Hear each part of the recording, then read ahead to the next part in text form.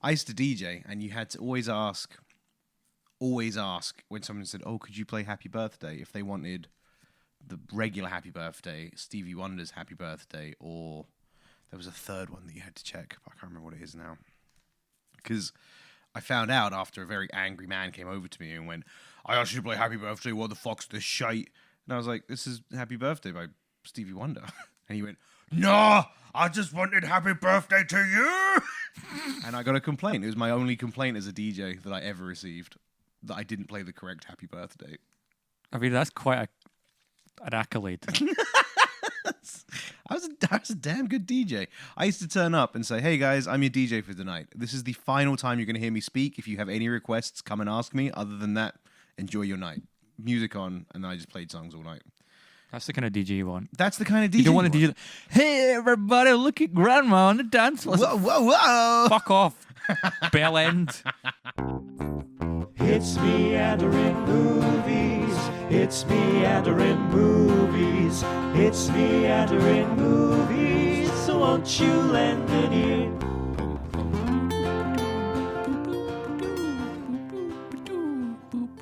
Now we know when when he plays the theme tune. Oh, but he'll still change it on us. Oh, it's great. It's great. So, ladies and gentlemen, welcome to the Meandering Movie Podcast, where Gavin and I have not been able to get our rotors together for 3 weeks now. It's been a while since we've recorded. Thank God we had some in the bank. Scratchy red sofa and thought, I hate it so much. Everyone loves this sofa. I hate this sofa. It's scratchy. Everyone loves this sofa. And it's not. The pillows are nice. I have many people who are like, I want to hang out yours just so I can chill on your couch. And I'm like, who? None of your business. It's the first lie of the episode. They go to a different scale. My girlfriend who lives in Canada. July movie roundup. We're the Meandering Movie Podcast. We haven't been able to record, but we're back. And when this goes out, for the people listening, they've had no idea because it will be August. We just used up all of our saved episodes. Yeah. So much like my bank account, now it's empty. So we need to start recording some more. And we're going to start this off, even though this episode is presumably going to drop on August. Yes. The 1st. Yes. We're going to talk about all the films that came out in July. Most of the films that came out in July.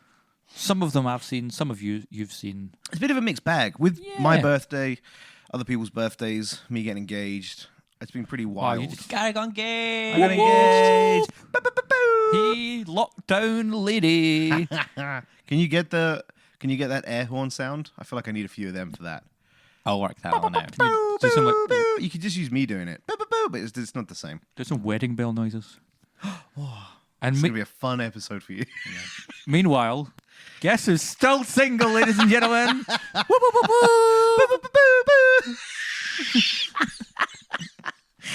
Oh, buddy. Oh, that's the pun noise. That's the wrong noise to use in that moment. No pun was made. Only my sadness was used. Sad pun.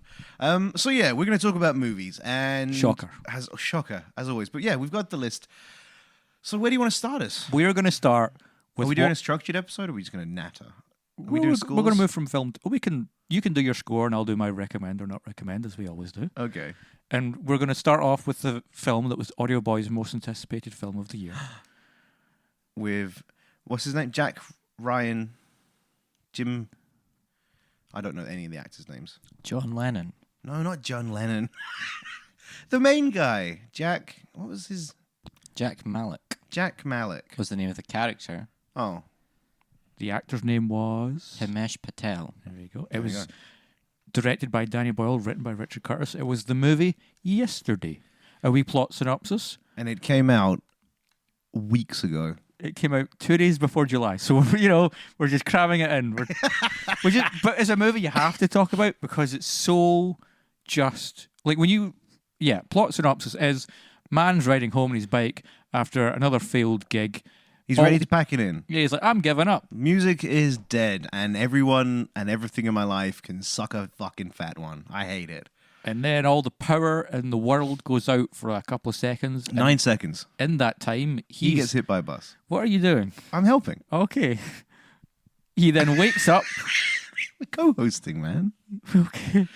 Oh, we never did names. Anyway, we're so rusty. He wakes up, 2 teeth missing, and that's not the only thing missing. What else is missing, Gary? All of the memories of the Beatles across the world. Apparently, in this new universe, the Beatles never existed. Is it a new universe?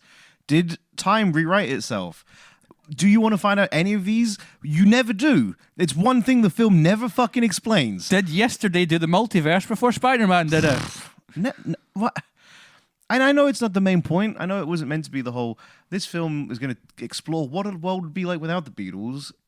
Except that's what it was about. No, exactly, but it doesn't actually explore what happened to the Beatles. Oh yeah, It just, for the final part of the synopsis, final part of the synopsis. he then goes on to just start. he just doing steals all the Beatles. He songs. steals all the Beatles songs, and people are like, "Oh my god, you're amazing! You're the greatest songwriter of all time." And then Ed Sheeran shows up, and he just does a bunch of Beatles songs. Ed Sheeran's there a lot. My god, he's there too much Ed Sheeran is there a lot. for a man who cannot act.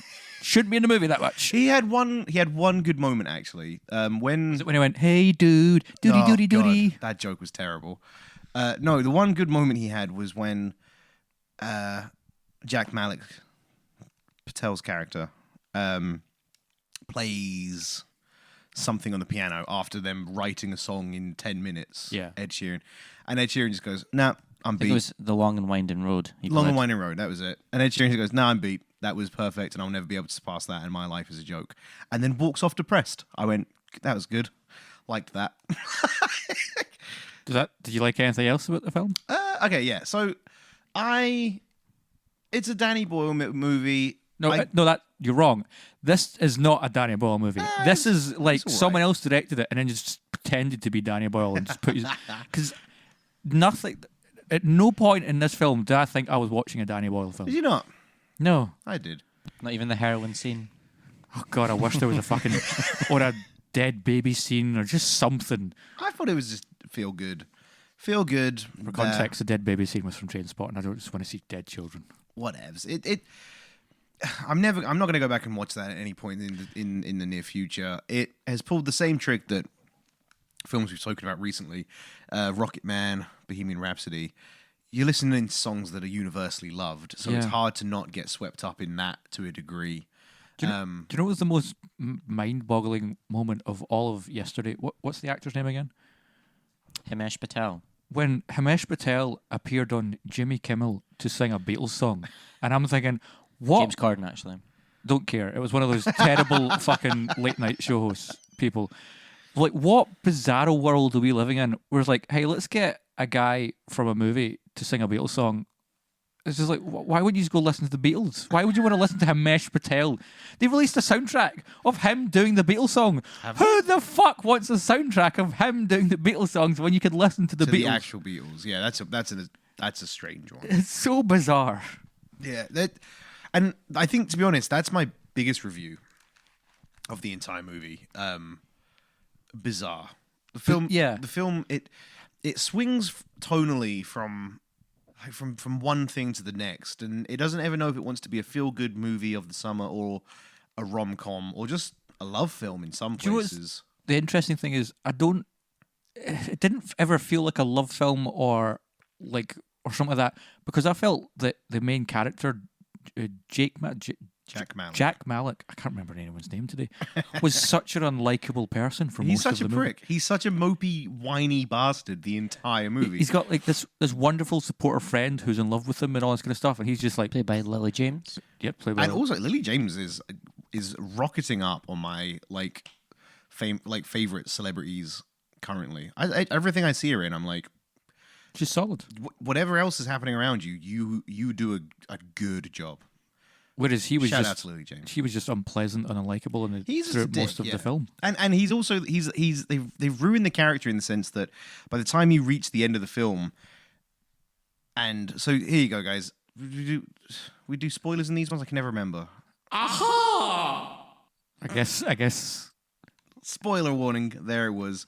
I mean, For Yesterday is written by Richard Curtis. If you've ever seen or heard of Richard Curtis's writing, you know exactly how this film was going to end. And I won't go crazy with it. He gets the girl in the end. Done. Well, he does get the girl in the end, but what I was going to say is you don't feel like he deserves it. No, and he at no does point not. do you go, Nope, does not yes, earn I'm it. happy for you, Jack Malik, because in this world you have lied and stolen and abused And made power, millions and millions of dollars. pounds, and then moaned about that, and then welched on your contract, and then you're like, oh, I'm releasing all the songs for free. Oh, there they all are. And you think, yeah, but you're still going to make millions and millions of pounds just doing the thing you love, and then you get the girl. And it all comes into the whole, just the word bizarre is the film. So, and that love story, that love element at the end is the second most mind-boggling thing that happens. My theory, by the way, for what happened to the Beatles is Ringo Starr didn't get born. Okay. That's it. That's why the Beatles never formed. Was he an integral part in them forming? No, but I think it explains, John Lennon still, so maybe John Lennon and Paul McCartney got together and were like, yeah. Oh yeah, and near towards the end of this film, This is the visits first John most Lennon. bizarre thing of the film. That is the Visits John Lennon. the still alive John Lennon, Played by Robert Carlyle. Robert Carlyle. And it's, yeah. I kind of want to just list bizarre things that happen in the film. Here's the thing. Also with in this world, Coca-Cola doesn't exist. Oasis. Oasis doesn't exist. The Well, they make it Oasis so- one is the one that I went, okay, that makes sense. The Coca-Cola one I feel doesn't make so any sense. cigarettes don't exist. Cigarettes really just don't understand that. And neither does Harry Potter. Yeah. Oh yeah, at the end. Fucking what? Here's the thing when it comes to Is it just the Yesterday. Is it just the biggest things in the world? Are there like Coldplay on one? still exists, Huh? but Oasis doesn't. I know, but Oasis are bigger than Coldplay across the world, right? I mean, they're both awful. Yeah, I mean, I like Coldplay. I mean, I want to live in a universe where Oasis doesn't exist or Coldplay doesn't exist. I will sacrifice Coca-Cola, cigarettes, and the Beatles just so I don't have to suffer Oasis or Coldplay. Right. Here's my list. I'm doing it. Here's my list of bizarre things that happen in film. He goes and meets the still alive John Lennon. They sit on a boat that has the word imagine written on it, and then they talk about life. Even though John Lennon's never met that man, and he treats him like a father figure. It's weird. Secondly, at the end of the movie, when Lily James goes, look, you had your chance. I'm fucking by with this. You're a dick. He goes, nah, I'm sorry. I've released all the songs for free. I love you. And then she's like, I love you. Let's get together. And it shows you the boyfriend round the corner, Whose name is Gavin. whose name is Gavin, Because Gavin's but always getting fucking shafted. who comes out and goes, hey, I love her and I will always love her, but I want her to be happy so you can be with her because I am a cuck. That's such a Gavin moment. I was just like, not again, Gavin. And then there's that random woman that you've not seen the entire movie just standing there, and he goes, yeah, you'll do. She was in one scene near the beginning. She was a nobody. She was a nothing. Yeah, but third bizarre it's so thing, bad. the weird FBI following him on the cusp of finding out that he's a fucking fraud, this giant Russian bloke and a woman from Liverpool, and then they start popping up at gigs, and she holds up the Yellow Submarine. You're like, oh my God, who are these two? Are they aliens? When she held up Yellow Submarine, I audibly laughed out loud. Man, I was just like, this is... Yeah, I didn't know what was going on. And you think, oh shit, he's done for now. And then they corner him. He's in a room and you think, you're fucked, Jack Malik. Thank God, because nobody likes you. And then they go, we're just happy that you're releasing the songs. We just wanted to talk to you. Yeah, but you know why? Because it's a Richard Curtis script and everything just has to end happily. And it's like a Spielberg movie. It's all wrapped up in a neat little bow. Everyone's happy and everyone gets to go off into the sunset. It's like, no. Kate McKinnon was In a different movie. wasted as well. She was in a different movie from everyone else. Right. She was like, they were like, everyone, She was so playing we're- such a cartoon villain. it's like Danny Ball's like, oh, here's the direction we're doing yesterday. The Beatles don't exist, so this is going to influence your character. And Kate McKinnon went, okay, I'm just going to play Kate McKinnon. And then did that. I was like, it didn't make any sense. Yeah. Outside all of that, I walked out of that film with a little smile and I went, that was all right. That was an easy Sunday watch. Yeah, it's a film of like, if it shows up on a streaming service or on Sunday television, you can sit down. Channel 5 movie. Yep, you can watch it. It's Yep. inoffensive. It's pleasant. It Yep. leaves you with a wee warm feel in your heart. But it will also, for the entirety of its 1 hour and 50-minute runtime, baffle you. Utterly baffle you. Baffling. I So, yeah. sat there just like like, is this based on the book? And Richard Curtis just really, maybe his kid loved the book or something. He's like, I'm going to make a movie of it. Because I'm like, why did Richard Curtis and Danny fucking Boyle come together to make this movie? Because Is that supposed to be a Beatles pun? come No. together. Put the pun noise in. I will. Okay. I will. I won't. You won't. But yeah, so there you go. Much like Gavin in the movie yesterday, everyone just shits on him. My score, I'm going to give it a middling 5. Out of 10. 5 out of 10. No, not out of 5. Are you mental? I don't know. You might be. 5 out of 10. You're one cupcake in. I am one cupcake. I haven't had my dins yet. I'm gonna. I guess I'll recommend it. Oh, is that a Gavin recommend? Like it's like, don't. I mean, it's not in the cinema anymore. But if it shows up on a streaming service and you've got nothing to watch, it's pleasant enough. Yeah. It's Why don't you fine. hit his Netflix? It's not insultingly bad. It's not like it's kind of silly. You can kind of sit with your pals or someone and laugh at it and kind of have fun. Quick, an aside, is it a jukebox musical or not? Because I seen a poster maybe that said the jukebox musical of the summer, and I thought, is that a jukebox musical? Because jukebox musical, as far as I was aware, was a film that would use, or even a stage show that would use the songs of a famous band, but tell a story that had nothing to do with the band, and maybe I suppose it is in that regard. Yeah, I guess it would be a jukebox musical. I guess it is. But then I suppose more than anything, I mean, is it even a musical? But then, I don't know. I suppose in my mind, I wouldn't class Yesterday as a musical. I think it's a... I mean, You think more Across the Universe was a Beatles jukebox musical? I think Across the Universe 100% was a Beatles jukebox musical. Something more like that. I think even Elton John's Rocket Man was a jukebox musical. I mean, we'll get to It's more musical, actually, that one, than jukebox musical. the movie Lion King in a wee bit. But before seeing Lion King, I saw a trailer for the Rocket Man sing-along show where you Oh, go boy. along, and the trailer is just a bunch of really enthusiastic people in a cinema singing along to the movie. And I can't think of anything less on this planet I would want to do than one, sit the Rocket Man again, and two, go to a sing-along version of Rocket Man. In Yesterday, we did sit down to watch it, and 2 older women came in who obviously went, "Oh, the Beatles have got a new movie. Richard Curtis. They've got a new Beatles movie coming up. Do you fancy going to see it, Margaret?" And then they went in, they sat down, they talked loudly through all of the trailers, which is fine. It annoys me, but I don't say nothing at that point because It's trailers. it's trailers. And really, if you want to talk through it, whatever. Then the film started, and they quietened right down to a whisper, but one of those, "Oh God, that Beatles song's about to happen," and then pulled out stinky pickle sandwiches and all sorts of gross picnic, and then just the entire fucking movie. Who packs enough food for an entire film? 2 women who might not make it to the end of the film and die. So this is their last meal. That's what it felt like. Oh, it was infuriating. I It once was went. infuriating. I can't remember what the film I was about to watch, but Sorry, just before you go into that, I want to hear this story. This is now in there with Brendan Fraser's The Mummy, and that's the other thing we talk about all the time. Brendan Fraser's The Mummy. Here's the Mummy. I don't know what was it. There's something else, and now the third thing is just how much we fucking hate other Humanity. humans in the cinema. I mean, in this situation, I wouldn't say I didn't hate anyone. I was just confused because I was sitting there. There was a spare seat to my left, and then there was a couple. Yeah. And then sitting right behind the couple was 2 guys. I'm going to say like students. And the trailers were happening. In fact, it wasn't even the trailers yet. It was still the adverts for the 7 car adverts that we must sit through before a fucking movie. Jesus Christ. It's like, well, before Lion King, there was 8 car adverts. So like, these are kids. Kids ain't buying cars. So anyway, and these 2 guys are just chatting away, just at a normal chatting level Yep. while adverts playing.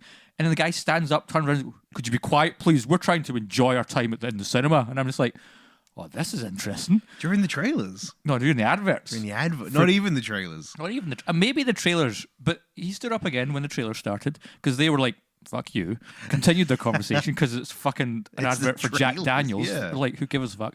And then the trailers begin and they continue the conversation. And he stands up again and says, "I'm not going to ask you again. Could you be quiet, please?" And the guys are just like, "What are you on it? It's the trailers." Like, "Yes, and we're trying to enjoy them, my wife and I." And then he sits back down and I was like, "Oh, this is just. This is going to be this is- good.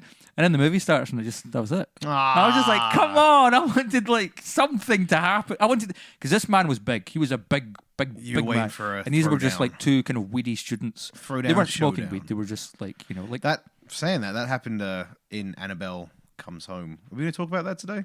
I didn't see it, but we can if you want. I mean, it's not much to say. Well, let's just do that right now because I'll tell this story and then we'll do it. Just 5 kids behind us, and I think that film is a 15, and they must have been exactly 15, and they were talking at the beginning, and then something scary would happen. They'd be like, so I was like, sorry lads, I do not need a commentary the entire movie, so could you just keep it down? And then they kept talking, and then Dave was like, guys, do you want to shut the fuck up? And then, in their inherent wisdom, one of them was like, I'm just going to fucking crunch these crisps as loud as I possibly can to be a he's the wino. coolest guy He's the in the coolest room. one. And that sweet moment where one of his mates went, mate, can you shut the fuck up? I'm like, you're making loads of noise with those crisps. And I just sat there in front of them like this. Ha ha ha ha ha, you fucking twat. Annabelle Comes Home, middling, not even that scary. I tried a few jump scares. I think I jumped once. And other than that, it's more... After such a strong start with The Conjuring, which I fucking love. I think the first Conjuring film is a great horror. I like the way he says the Conjuring. Conjuring. Because it sounds like you're about to say cunt, but then you go into the Conjuring part. Conjuring. The Conjuring. Yeah. That's how I said it. The Conjuring. Great movie, great horror film. I love it. I think the first one is James Wan directed it, who then went it's on awesome. to... It's and genuinely Aquaman. chilling. And then since then, they've just released shiter after shiter Was after number 2 shiter. any good? The Conjuring 2? Nah. I've never seen any of those movies. Have you not? 'Cause What's the first one? Conjuring. Maybe watch the second one. Because I've seen those movies and just thought, like, I know exactly what those movies are. Don't care. And then, of course, they've spawned off into this, like, Yeah. Annabelle Creations, Annabelle Comes Home. There's so many now. There's the one about the nun. There's 3 Annabelle movies. Yeah. There's The Nun, The Curse of La Llorona. Yeah. This other one coming out next year called The Slender Man. No, not Slender Man. The Crooked Man. That's it. Yeah, they're just spinning out. I look at those ones as like, these are the paranormal activity of just now. Just go, dude. Go watch the first one. Go watch the first one. If you enjoyed it as much as I did, watch the second one. It's not as good, but it's still got a good few moments, and then just- ignore everything else. I think the first one's on Prime. The first one's great. First one's a good horror. I mean, it's James Wan directing it, who's a solid horror director, and then it's got Patrick Wilson, and I can't remember the actress's name, but she's I know exactly. She's in thingy, and Godzilla King of the Monsters. she's very good as well. She's good. She's not good in Godzilla King of the Monsters. Oh, no, but nobody really was. That was. You can't polish a turd, Gav. Nope, you can't. But yeah, Annabelle Comes Home, Far From Home Creation, whatever the fucking hell this one was. Big fart. Don't bother with it. Moving on. I'll just throw out a wee bit of it.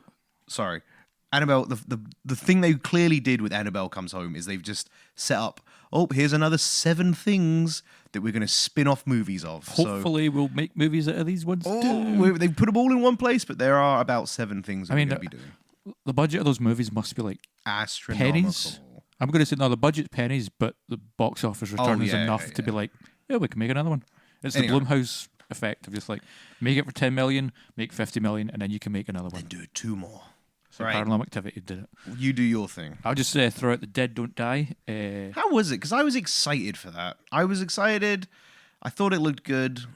And then the trailer, I think I saw the first trailer once, and I was excited due to the casting. Yeah. And like, zombie film, sweet. And then I seen the trailer again and went, maybe this isn't as good as I first thought. And then I didn't get to see it because Silverburn, Cineworld, inexplicably decided to show it in Glasgow Renfrew Street Yeah, buddy. alone. Didn't bother putting it anywhere else. So Audioboy and I saw it with friends, Dean and Dan. Wait. Friends Friends of the show. of the show. Jim Jarmusch is an oddball director with a particular style, pace, and attitude to how his films work. Okay. And I love... What else has he done? So, Patterson, Broken Flowers, any of those? Nope. No. He is, for me, a wonderful director who just understands the joy of human interaction and humanity. And I feel that Dead Don't Die is a further example of that. Okay. But in the context of a zombie film. And it's a zombie film because I think everyone at this point is like, fucking zombies, really? Can't be doing it. And even when, we've hit a low point with it. We hit the fever pitch.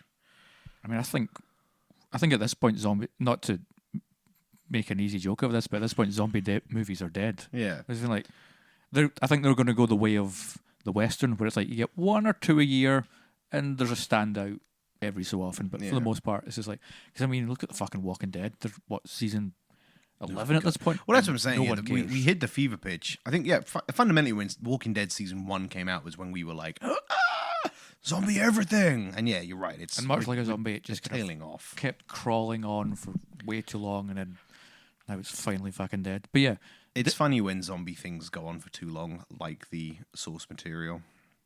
the Walking Dead. The zombies. Ah. You Anyways, just made the metaphor. I was know. I was I know. riffing off of it. Now you made me look like a dick. an improv, yes, not no.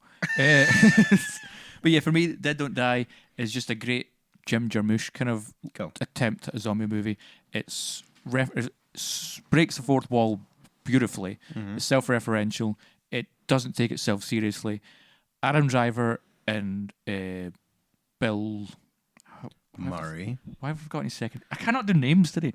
And Bill Murray are just the most charming couple of officers to watch be together in a car. Yeah. Great cast, like Steve Buscemi and Steve Buscemi. Chloe Sevigny, Chloe Sevigny, Tilda Swinton. Tilda Swinton. First one you said, Audio Boy, was so old man like. Oh, it's Saturday. I think I've got a tickly cough. Tom That's Waits, etc., etc. Where? Selena Gomez. Selena Gomez. Tom Which Waits she where? has. Selena Gomez has such a great little arc in that movie, and it went to a way where I was just like, "Holy fuck!" Like, because that movie goes to a place where like, what the actual fuck? Yeah. And it's hilarious, it's bloody, and it's just kind of joyous, and I just smiled the entire way through the film because it just had fun, and it was so Jim Jarmusch, and it's Yeah. kind of fun way. And if anyone out there has never watched any Jim Jarmusch films, i.e. Gary over there, I would highly recommend checking out Jim Jarmusch because he's got Jim Jarmusch. because his last film Partisan is so different from this, and then his film before that Broken Flowers is Patterson is great. Partisan is Adam Driver. This one, not so much. I mean, it's not to Patterson level, but it's like what I love about Jim Jarmusch is he can go from Patterson to this or a Broken Flowers to Patterson, and they're so different from the last one. Because you didn't enjoy it, did you, Audio Boy? Not really. Go. It was just like, it was too weird. Like, I like a weird film. As do I. Like, my favourite film of all time is The Lobster. The Lobster. And that's a weird film. But it's just like, That bit in The just, Lobster. you didn't where she understand what was going on. punts or- a dog to death is brutal. I'm just glad that he didn't commit to the showing her stabbing her eyes out. I kind of wanted that. I love The Lobster. I'm with you. Oh, yeah, Lobster's a Lobster's fucking great movie. So good. But yeah, it's just when that scene where she punts the dog to death because what is it? He says he's a psychopath, doesn't he? I haven't watched it in ages, and she's like, oh well, cool. In order to couple up, he has to pretend to be a psychopath. So she kills the dog to out him, Yeah. show him emotion, and then he gets turned. He doesn't get turned at the end, does he? No. I can't remember. Man, I need to It, rewatch leaves, that it movie. ends on a cliffhanger. Yeah. Leaves you to figure it out for yourself. Because he blinds himself. Which is what Blinds her? Someone gets blinded. He's blind. And She gets blinded by, she gets tricked. They think she's going to go for laser eye surgery, and then she gets blinded. Fuck. So he blinds himself to be with her. Well, possibly, or maybe he did, or maybe he didn't. But then you see it, because that's it. He blinds himself, but then you see him outside walking about, don't you? And she's No. sat there. No. Oh, I can't remember this. I thought I did. I have to go back and watch The I have to Lobster. go back and watch Lobster. Yep. A better film than Dead Don't Die? Yes. Yes. But Fuck Dead Don't Die then. I'll go watch Lobster. I want to say, out of all the films we're talking about on this list of in this episode today, The Dead Don't Die is the best. Yeah? Yeah. I mean, it's better than Yesterday. It's better than Lion King. It's better than Toy Story 4, which I've not seen, but I can tell you it's better than Toy Story 4. And Yeah, but you don't know that. it's in competition with Midsommar. Well, let's do that. Let's do Midsommar next. But I guess, yes, I would 100% recommend The Dead Don't Die. When you can, watch that. No. You're not allowed to 100% recommend something. That's too close to a point system. Okay. Because then you have don't recommend. I would recommend. 63% recommend. Yeah, you Okay. go recommend, don't recommend, and 100% recommend. Okay, that gives you 3 points. You might as Okay. well, at that point, Gav, just do a 3-star system. Okay, I recommend The Dead Don't Die. Yeah, fucking shouting at useless, awful, evil bastards. Oh yes. Right. So yes, go watch The Dead Don't Die. Midsommar. Midsummer. Before we even say anything about Midsummer, can we just give a wonderful shout out to Gary's mum, who I had a wonderful conversation with at his birthday party about She loved Midsummer, it. and Yeah. she loves Midsummer. She was going to come today. She apologised. That's fine. She was up for talking. She's welcome anytime. I know she's currently driving somewhere listening to this, so shout out to Gary's mum. Hey, Mum. I am We love you. We not, love you. And So not Midsummer is, I think, I the hate you so much. You better fucking cut it.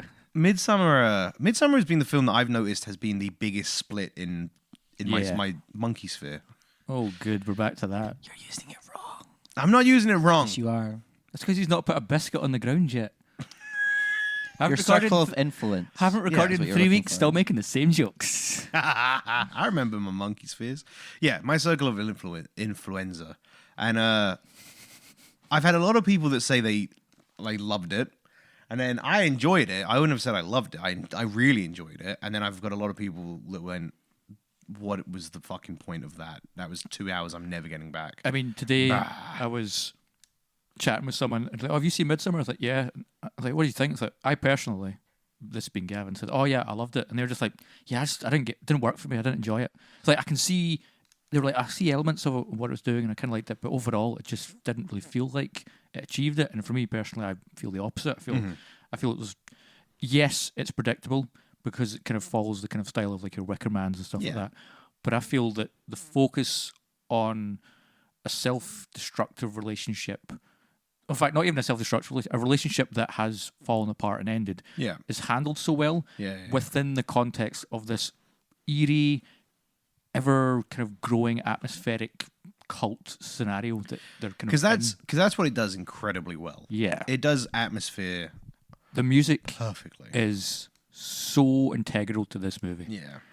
And as like the way the music builds with the tension and the kind of drama that's happening on the screen, that movie just kind of like sweeps you up at moments and just kind of gets you in this swirl of like madness and hysteria. And the ending of the film with just like the wailing of the woman while the music's playing and the horrendous kind of graphic scenes that you're looking at of people spliced up and burned alive and stuff. It's just like, it's almost kind of like watching a scene from a biblical movie. It's just amazing at points.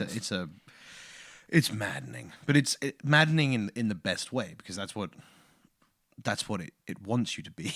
Like it wants you to feel like you're going mad with the main character. Yeah, and I feel if you've ever taken psychedelic drugs, this movie represents what it's like to take psychedelic drugs better than I've seen any other movie recently. Because it's so subtle. Yeah.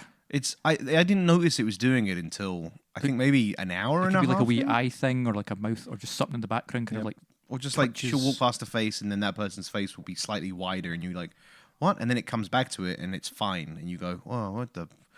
Like, am I tripping? Also, While I the watch this film? performances of the actors in those moments as well. It's like they just kind of nail that. Like that first time when they get to the kind of outskirts of the village and they're like, oh, let's take a hit of this thing. And then it just cuts to them Shrooms. just all sitting on the hillside. And they've all got those different kind of reactions of just like, everyone lie down. Like, please, I need you all to lie down. She's like, I'm going to walk You had the away. one freaking out. You had the Yeah. one owning it. You had the one enjoying themselves. Yeah, it was good. Which was another kind of added element, I feel, is like, because you take the kind of top layer of this relationship that's fully decimated, and then you take the aspect of the drugs and how that plays a part, and then you take the aspect of the cult and how that kind of draws into it, and then you take the aspect of just the kind of body horror stuff, like when the two people jump off the cliff. Just, kind of makes your whole body crumple up. I feel just all those circles just kind of blend into one circle by the end of this, and it's just mind-blowingly upsetting and wonderful at the same time. I think that's the thing, isn't it? It's a lot of people go and see films because they want to feel a certain way, and when it's not like an easy horror, which I think a lot of people went to see Midsommar due to the trailers, and they thought they were going to get a jump frighty, scary. Plus, they were probably working off of Ari Aster's previous film, Hereditary, which is it's not a standard horror, but it has the it's more of a horror film than Midsommar. it has the was. structure and the pacing of a kind of horror film, whereas Midsommar's very slow and very deliberate and it's all set during the day for the most part. And it's just There's no night. There's like scenes like kind of dark rooms and stuff like that when he like the room where the guy goes to the Bible room and stuff like that. But no, but like the whole plot point of yeah, they're in the Icelandic summer, which is a kind of a great move to go for. I'm going to shoot my entire kind of thriller horror in the sunlight, in the sun. Deal with that. Yeah. And yeah, great performances all around. I didn't quite like what's his face with the eyebrows. Will Poulter. Will Poulter. I'm kind of with you. Will Poulter was. I know what they're going with that character. He was supposed to be the kind of douchey bro character, but I feel like he was poorly cast for that because Will Poulter isn't really that kind of person. Yeah. Like if you look at Will Poulter can play an antagonist and an aggressor. If you look at him in Detroit, he's amazing as a kind of antagonistic aggressor. But in this, him as a kind of douchey arsehole, he didn't really play off very well. Yeah. But his comeuppance, that scene where like I guess you have spoilers for Midsommar. Aha!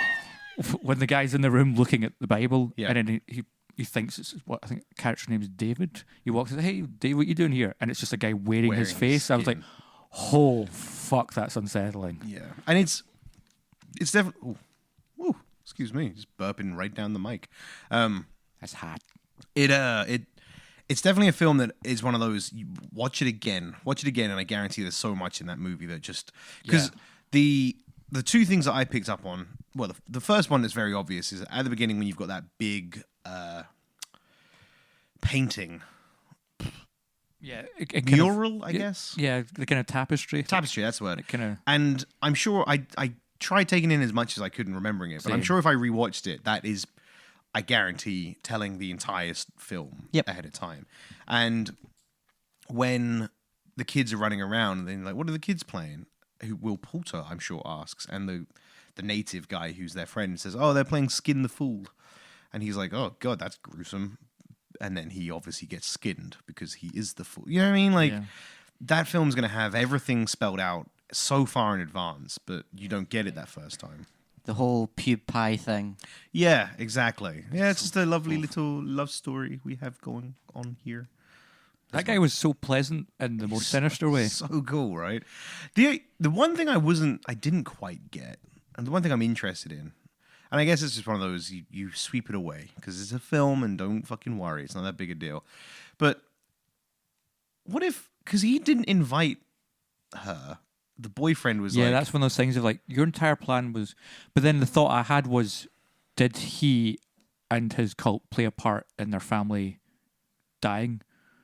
Was it kind of an influencer he was... You think? Yeah, like they killed the family so that would push her closer to him. And by being closer to him, he could then get his claws into her and be like, come this way with us to this weird holiday thing. I mean, maybe. But that seems like a whole lot of extra they steps, didn't, though. it was the daughter. But was it, though? Her sister. We never killed the saw her do family. it. We just saw the aftermath. True. That fucking scene at the beginning, like, as far as an opening to a movie goes, That's the thing I've been most excited to talk about is I think the first 20 minutes of this film is definitely the strongest. Ari Aster just like, he's like, hey, I'm a fucking filmmaker and look what I can do. Because just that whole opening kind of run for the film and the way it's shot and the performance from the lead actress is just... her wailing Yeah. down the phone. And then wailing while she's in his arms. I don't know what it is. That's now 2 Ari Aster films where we've had a woman just wailing uncontrollably, and it's so. 3. What's the other one? Mother? Oh yeah, Mother. That's Jennifer That's Lawrence. Darren Aronofsky. That was Aronofsky. Apologies. It was Aronofsky. So yeah, so Hereditary. I was going to say, Jennifer Lawrence wailed a lot in that movie. She didn't act a lot either, though. I liked Mother. Well, someone had to. And the fact, no, Mother was all right. It was so in your face. I was like, we get it. Calm down. But yeah, but with Hereditary and Midsommar, he's now had 2 scenes of just wailing women, and it just does something like kind of cuts into your soul and just makes you like upset and uncomfortable. It was you that said the other day, wasn't it? What is Ari Aster whispering to these women that incites that reaction? It's like, I from want them? you to imagine. I'm like, what do you? Hey guys, can I have 5 minutes with Tony Collette? Thanks. It's like, oh, Ari, what did you say? Never ask me that question. just go with it. Just accept that it's working. I think he goes up to her and says, "I want you to express to us how it feels to be a woman living in this world." That's probably not wrong, and Yeah, that's genuinely. that's depressing in its own way. So yeah, right. So I mean, overall, Midsommar. So just to But I can understand. Yeah, I can understand why people may have a problem with weren't this film. enjoying it. Yeah, It's very slow, and like I said, it goes its way, and it's not the most surprising film at times. Yeah. You kind of know where it's gonna go. So I can see for a lot of people, and it's so depressing. Like Yeah. this film beats you down from the very opening scene Yeah. until it never lets up, and that atmosphere never goes away, and it just churns you up into So this kind of mulch. it's a hard film to. If you go in with the wrong expectations, you ain't gonna have a good time. Yeah. You're gonna have a bad time. And then bringing back our new favourite segment of the general public just being worthless. Coming out of that film, I was your home of cinema, Silverburn. I'm just coming out. Hey, beloved listeners, we just want to take this moment to say that we don't think you're worthless, as long as you agree with us about films. No, as long as you're a decent person in the cinema. If you're not a decent person, if you can't shut your mouth and just watch something and have an open mind about it, you're a worthless person to me. Because these two guys, I walk out of Midsommar and then I'm walking towards the bathroom to relieve my bladder of the Mountain Dew that was within it. Oh, man. And this other guys, those two guys are walking in front of me and he goes, "Kev, I'm just going to jump in here and hang myself because Jesus Christ, that was fucking depressing." He's like, "Yeah, it's probably the shittest film I've ever seen. Why did we sit through that?" And I'm just like, "Well, guys, great outlook there." So glad you're part of that movie watching experience. Totally. Totally. I mean, I agree with you because was that a Ghost Story a couple of years back was my oh my God, this film is literally one of my all-time favorite films. And then the amount of people that went, it was a bit shit though, wouldn't it? It's like, no, What? no, it's fucking. What did you watch? It was a transcendent experience watching that movie. Fucking To go from a woman eating a pie to the entire cosmos of life and death. It's like, wow, what a fucking journey.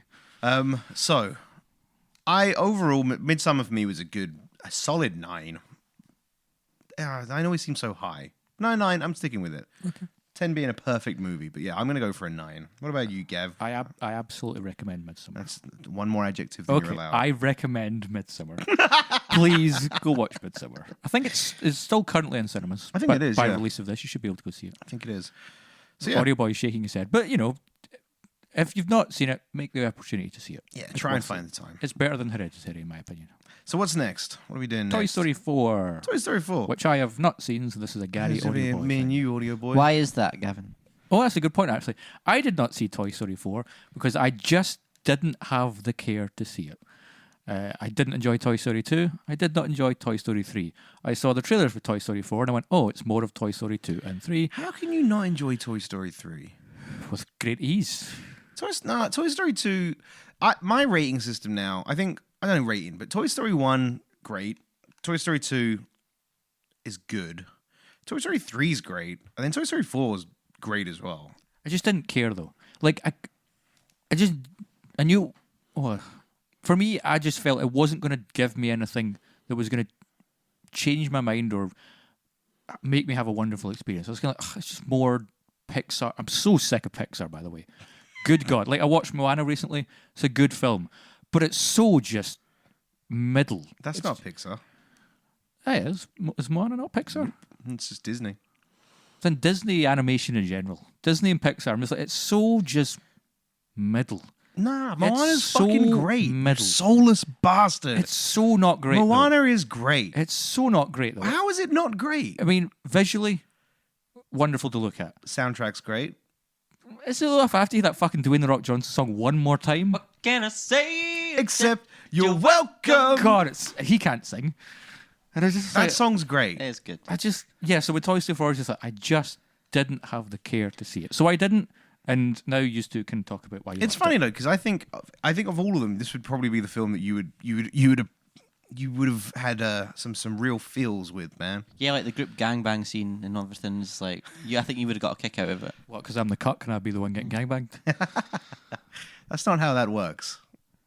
Cucks This cucks might don't surprise you, get Gary. I don't know how gangbangs work. Never been a part of Well, them. you would if you watched Toy Story 4. Yeah, no, I genuinely though, I loved it. It's a film. You're right. It's the same characters that they've had 3 films of now, and what's great about this one is that I think they've come out and said, haven't they? This was the swan song. This was the goodbye to this batch of characters. So rather than setting up for the next one or making time for, where the gang going to go next, they make it very clear, very early on, I think, that this is a film about goodbyes and accepting that The past is the past. the past is the past, and you can't just you can't just hold on to it just because it's all you've known. You have to be open to new things. But what Disney and Pixar didn't know is I said goodbye a long time ago. You okay, pal? Oh, that was just about Toy Story. Like, I've said goodbye to Toy Story a long time ago. So I mean, but overall, I thought it was good. I thought it was a really nice, heartfelt, just a solid film. Like it's just although you may be sick of it, it's Disney Pixar doing what Disney Pixar It does felt at its like best. they're really trying to do something different. Yeah. While still keeping the whole While- Toy Story type thing. It's funny. They were trying to do something different while in full agreement with you, Gavin, doing the exact same Playing thing the that they have nostalgia. done. For the 4th time. But it's just because it's the same characters, that's what I feel like. You know what I mean? Like this film doesn't have any. Woody goes through a lot of change in this movie. Woody goes through a lot of change in this movie. Good God. I have nothing to say. I was going to make a joke, but I was like, nah. I could see And- you were going to say something. I was gonna say crass. And your something favourite person on the planet, crass and sinister. Sporky? What was his? Forky. Forky. Even though he is a sport, He's a spork. he's Just trash. that whole. Yeah. I'm trash. You're trash, Woody. And Woody's like, no, I'm not trash. I'm a toy. Trash. Trash. It's great. It's Some solid, I can see why you like him so much, Audiobus. Because deep down, we are all trash. solidly good humor in it. And yeah, some nice moments. Even the villain of it, who as always, not as always actually, because Was the villain... Al was Yeah, a I all dick. got really emotional when her sort of like thing. She's not a villain. She's a. I was going to say, was it... She's another misunderstood villain type. God, what a shocker. We've never had that before in Toy Story. No, we actually haven't. We can... No, you genuinely no, we have. Have we? Well, the second and the third movie are Yes. misunderstood toys who were misused and abandoned and then Yes. they became evil. No. Yep. Al was never. No. Al was the villain in the He was second not one. a toy. Oh, and then You mean Stinky the Pete. prospector? Yes. He wasn't misused. He wanted to stay in his box He was forever. He was mint condition, guys. Mm-hmm. He was a mint condition toy who thought that all toys should be kept mint condition. That's kind of the But example. where did that come from? Yeah. I can't remember. The whole idea, the whole mindset of a toy is fucked him up because he was 'Cause treated... he was like, ugh, Stinky Pete. Whereas like Woody was like everyone loved Woody, and he got left on the sidelines, and he was, yeah. And then the fucking teddy He bear... never got played with. And then the... Exactly. That's what... That's the same thing in 3 and 4. And then the fucking teddy bear got abandoned by the... Never got played with. And then what's her name? The female cowboy character from the second one. It's Jessie. She got Jessie. abandoned by hers and it fucked her up. She's not a Yeah, but bad you- guy though. If your entire life was to be played with by kids and they just kept fucking outgrowing you and abandoning you, and you're an immortal sentient being, that's gonna fuck you up. I just realised that Woody and Jimmy Savile have a lot in common. How? Their dream to be played by with kids. I wonder if that'll make it in. All right, fine. The villains are very similar. Regardless, villain in number 4 is a I still empathised. Is it Yeah, not the empath- ventriloquist doll that I saw in the trailers? no. They're the goons. They're the Yeah. It's Gabby. She's like a classic. Lay it on its back and the eyes close, and when she wakes up, you can be best friends forever. Yeah. And then she wants Woody's voice box She because lost her voice box. loss of voice box is damaged. She won't get played with, and then she's actually just an old as fuck toy. Nobody wants to play with her. And when she finds that out, she just fucking breaks. Yeah. Like her whole character just shuts down. She spends 20 minutes of the film just moping and being depressed. And then Woody realizes, oh, fuck, I've been spending all this time trying to get back to my kid when I should be helping other toys learn that it's okay to not be loved. And then, yeah, a lot of growth. It's good. It's a good film.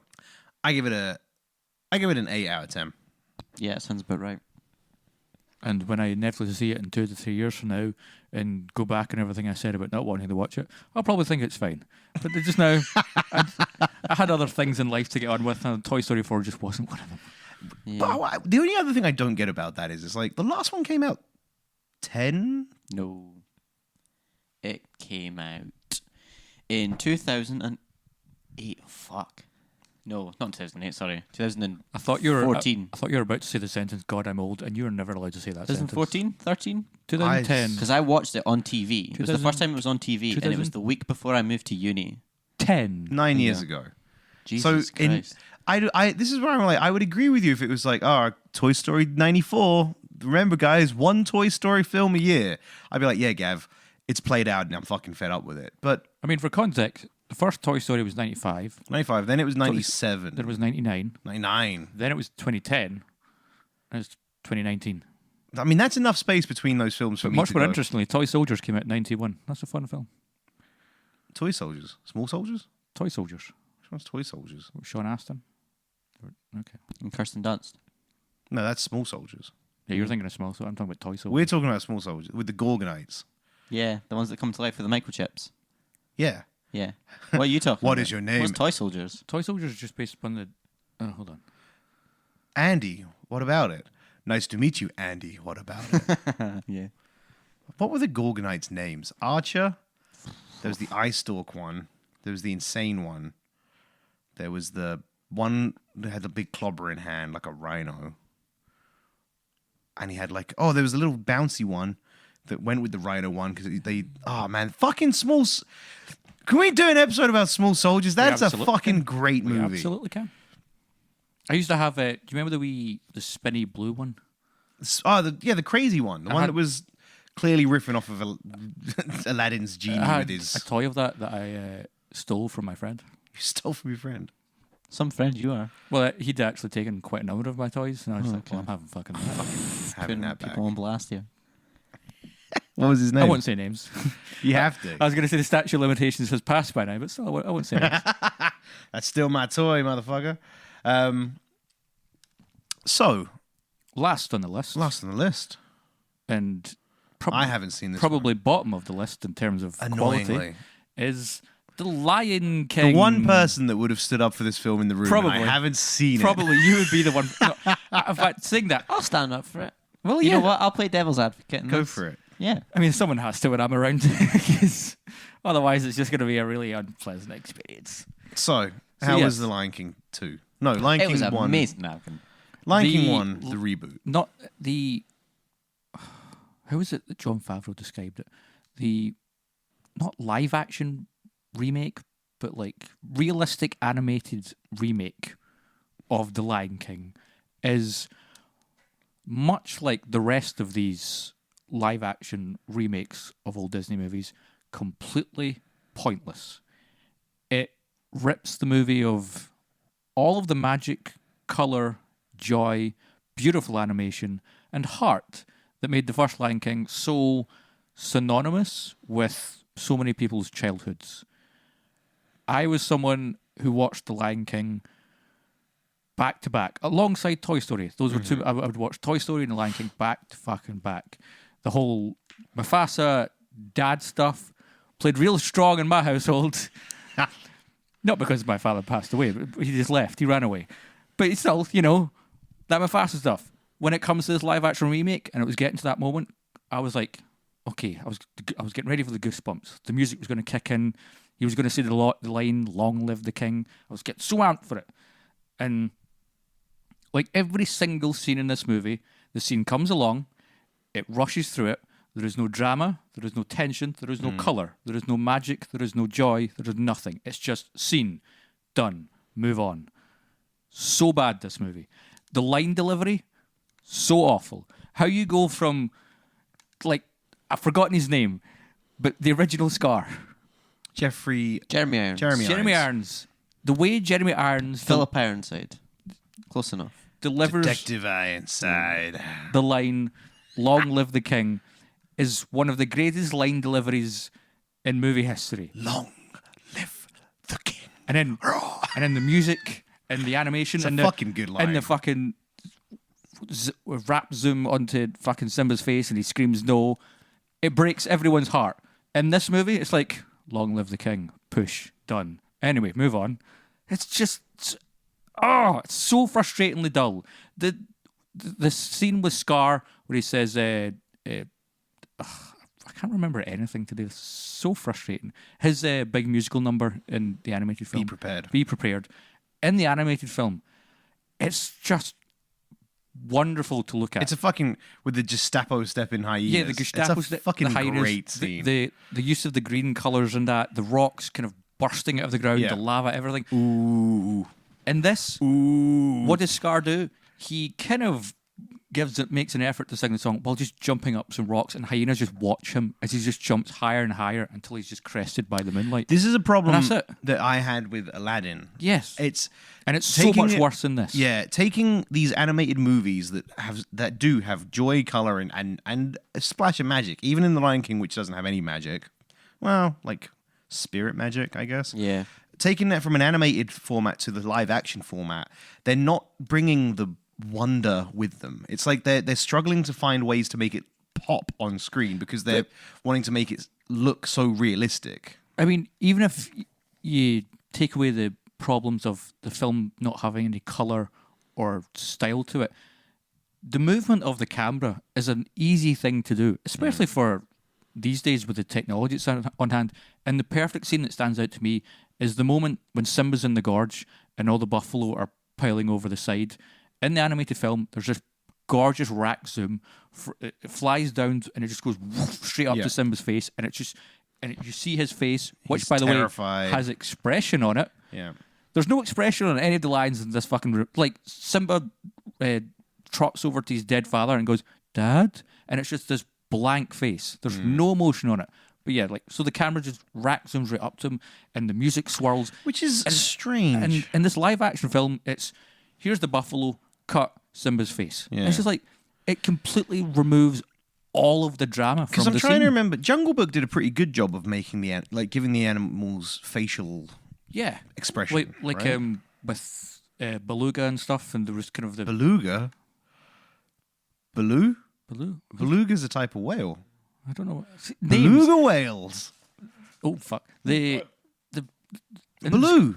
The name of this episode is going to be Gavin can't remember anyone's fucking name. I'll name every character from Jungle Book. Okay, name the tiger. Shere Khan. Shere Khan, full of emotion in the Are Jungle you Book. thinking Bagheera? That's pretty right. I think you kind of got stuck between Baloo and Bagheera. That's very awkward, isn't it? Beluga. But yeah, there was. I mean, even in Andy Serkis's interpretation of Jungle King Book, Louis. it was full of emotion and depth within those faces.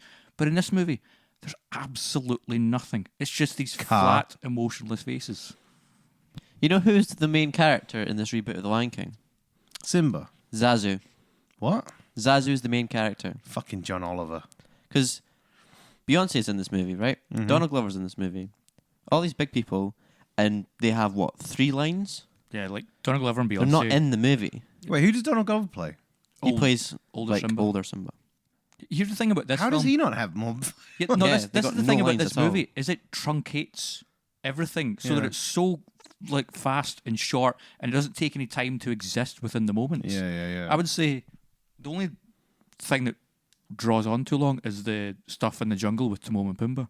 I just felt like it just went on for a wee bit. On for ages. But apart from that, everything else is just like, boom, boom. How many boom, of the boom, songs boom. did they bring across? They bring all of them? You've got your primary ones there. Like So wait.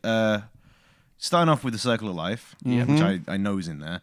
I Just Can't Wait to Be King. Yep. That's in there. Yep. Then then Be Prepared. Be Prepared's in there. Hakuna Matata That's in has to there. be in there. Can You Feel the Love Tonight? Mm-hmm. Yes, but it's so like, Yeah, they change a lot of the words and the verses and things. and it happens like so quickly that it doesn't Yeah. even have any impact. Yeah. And then I think that's it. And then there's so the new songs Beyonce recorded a song for it, and that appears in the film as well. Right. Okay. But it's such a nothing That song. bit where Simba's going back to the Pride Lands. Yeah. right. He's like running, and it's supposed to be all like intense. Like, here he goes, he's going back, and The Beyonce song Kinda comes in, loses it's it. just like, ugh. So all of the songs are there plus Beyonce. yeah, Hmm. like what they did with Aladdin.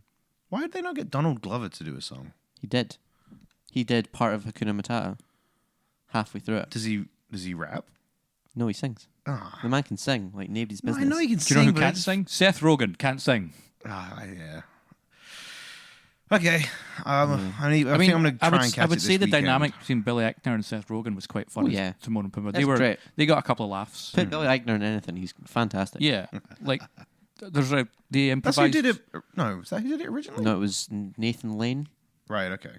I think. Yeah. Yeah, but Billy Eichner and Seth Rogen improvised some stuff, and some of that stayed in, and it was quite funny. That's probably the only bit of the film. It's like, hey, that's kind of That was nice. Nice for them to do But, something like, different. voice cast wise. It's all just John Oliver. That's Like, the only yeah. person of note. John Oliver is in like he He's in talks the whole he movie. talks so much, and it's just nothing he's saying. So James Earl Jones apparently showed up for the paycheck and nothing else. Because good God, he doesn't deliver any of those lines with any gravitas. I loved Chiwetel Ejiofor. There was the possibility he could have been an interesting yeah.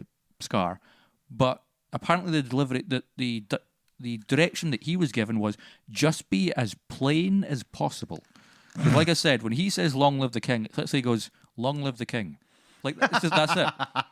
It's just so nothing. Long live the king. And like, yeah, Beyonce and Donald Glover are there, but you wouldn't even notice really. It's like, and I'm going to go see it this week, and I'll very briefly next time we record give my 2 cents in it. And I don't know. I mean, the fact that they managed to like create these animals and stuff. I I mean, mean, they weren't that like full of expression, but they did like look from a fantastic. technology standpoint, it is impressive. There were a couple of moments like where you were close up and you could see into their eyes and you could see the reflection in the eyes and stuff. yeah, like it's crazy. that's impressive. But why would you do it for a Lion King movie? Yeah. Take a movie that's just full of scale and color and excitement, like the scene I just can't wait for to be king, and it's like all these animals piling on top and unfolding their arms and their wings, and it's beautiful. And in this, he just runs around a fucking lake. Oh, is he not? Yeah, is it not kind of going to that weird abstract, Nope. like on It's the just tops he of just runs around the giraffes? lake, and a bunch of animals just kind of move out of the way of him. And that's it. It's like it's the same with like Aladdin. Like we talked about that scene You lose the wonder. when he shows up King Ali. Was it King Ali? Whatever Yeah. the stupid song is. Prince Ali. Prince Ali, like, when you watch it animated, Ali, blah, it's blah. Brilliantly shot and its scale and the blocking, and then you watch it in this, it's just flat, plain, and very little color. It's kind of like, why are we doing these live action remakes? We're not even going to do something inventive with them. Yeah. Yeah, I think they're churning them out too quickly. I think that's the problem that we've got at the moment is that rather than... I mean, yeah, this year we've had Dumbo, Aladdin, and Lion King. And we're gonna... Is Mulan end of the year or is Mulan next Mulan's year? next year, and the trailer for that, once again, devoid of all color, flat, and emotionless. You got another Maleficent movie coming out this year, I And then you've believe. got, I never... Oh, But it's still like, why would do... Oh, I know why they're doing it, because they continue to make fuck because they tons want of money. money. Yeah, totally. But they're so off. Like, I haven't talked to anyone yet who's like majorly enthusiastic about that Lion King movie. Yeah. Everyone's been like, I with Aladdin, I had people, me included, that were like, no, Aladdin was good. Like, it has its issues, but it was a fun, enjoyable, done well. Except, and then obviously Also, The people like Lady and the yourselves- Tramp's coming out this year. God, that looks so fucking horrendous.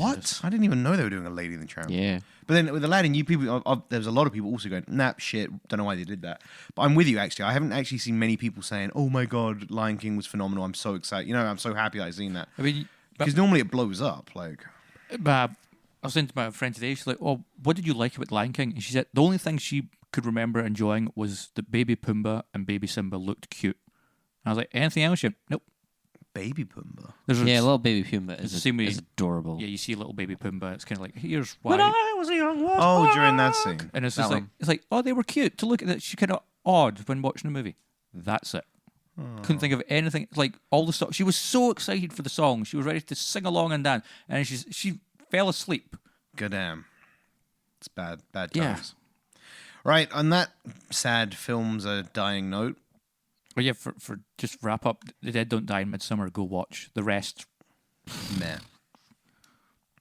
kind of meh. Yeah. Well, guys, thank you so much for tuning in. As always, we'll be back next week with another episode. We'll see how it goes. We're gonna do some more stupid ones. We're gonna do a Tarantino one at some point because his new movie's coming out Small soon. Soldiers one.